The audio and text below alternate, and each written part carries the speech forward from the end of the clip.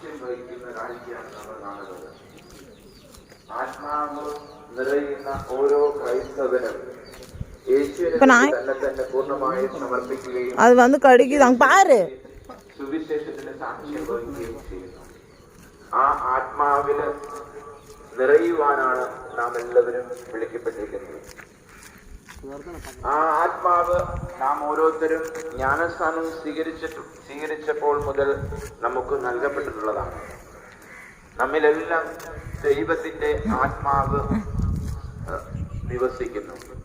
ആ ആത്മാവിനെ നമ്മൾ ഉജ്ജ്വലിപ്പിക്കുകയാണ് ഓരോ ദിനവും നമ്മുടെ അനുദിന പ്രാർത്ഥനയിലൂടെയും ക്രൈസ്തവ ജീവിത കർമ്മ പദ്ധതികളിലൂടെയും നമ്മൾ ഓരോരുത്തരും ഉജ്ജ്വലിപ്പിച്ചുകൊണ്ട് ആ ആത്മാവില് നമ്മൾ യേശുവിന് സാക്ഷ്യം വഹിക്കണം.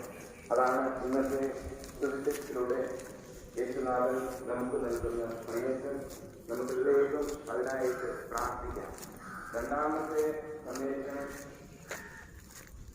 യേശുവിന് വേണ്ടി സാക്ഷ്യം വഹിക്കുവാൻ പോകുമ്പോൾ അനുഭവിക്കേണ്ടി വരുന്ന പ്രയാസങ്ങളെ ബുദ്ധിമുട്ടുകൾ ഒരു ഭവനത്തിൽ തന്നെ ഈ